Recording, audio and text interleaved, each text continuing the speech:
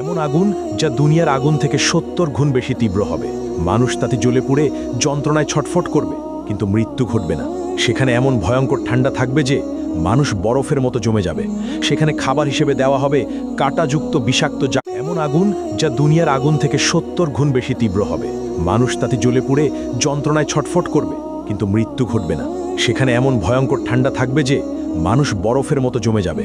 সেখানে খাবার হিসেবে দেওয়া হবে কাঁটাযুক্ত বিষাক্ত জাক্কুম ফল, যা খেয়ে মানুষ যন্ত্রণায় ছটফট করবে। গ্লাস দিয়ে তাদেরকে পান করানো হবে ফুটন্ত পানি, দুর্গন্ধযুক্ত রক্ত ও পুজ। হ্যাঁ বন্ধু, এটা সেই ভয়াবহ জাহান্নাম যা প্রতিটি অপরাধীকে ফেস করতে হবে। আসুন এই ভিডিওতে সেই জাহান্নামের শুরু থেকে শেষ পর্যন্ত গল্প শুনে আসি, যার প্রতিটি কথা কোরআন ও হাদিস থেকে নেওয়া, কিন্তু দৃশ্যগুলো আর্টিফিশিয়াল ইন্টেলিজেন্সের সূক্ষ্ম কল্পনা শক্তির তৈরি। ইসরাফিল আলাইহিসসালাম প্রথমবারের মতো একটা দীর্ঘ গভীর শ্বাস নিলেন। তারপর ঠোঁট ছুঁয়ে দিলেন শিঙায়। অতল গহ্বর থেকে উঠে এলো শিঙার শব্দ, ভয়াবহ হাড় কাঁপানো শব্দ।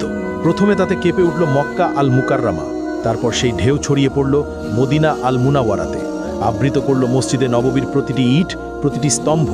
কাঁপল ইস্তাম্বুল, দুলে উঠল ঐতিহাসিক আয়া সোফিয়া। লন্ডনে থেমে গেল বিগ বেনের সময়।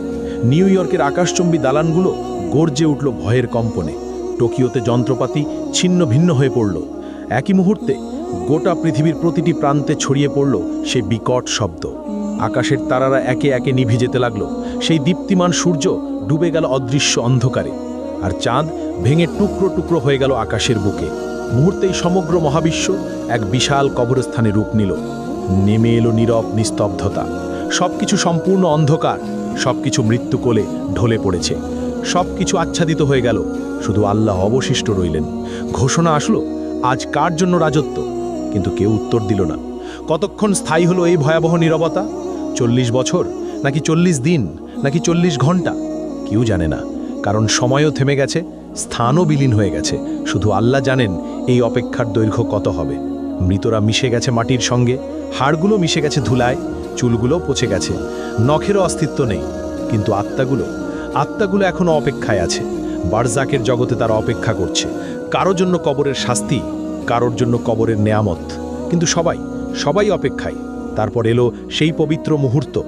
দ্বিতীয় আদেশ প্রতিধ্বনিত হলো, শিঙায় আবার ফু দাও ইসরাফিল। ফলে ইসরাফিল নিলেন দ্বিতীয়বার গভীর শ্বাস। কিন্তু এবার তা ভিন্ন, এবার তা জীবনের শ্বাস, এবার তা পুনরুত্থানের শ্বাস। ইসরাফিল দ্বিতীয়বারের মতো শিঙ্গায় ফু দিলেন। শব্দ ছড়িয়ে গেল সর্বত্র। পৃথিবী ফেটে যেতে লাগলো প্রচণ্ড শব্দে। এক এক করে কবরগুলো খুলে গেল। ভেতর থেকে উঠল হাত, তারপর বাহু, তারপর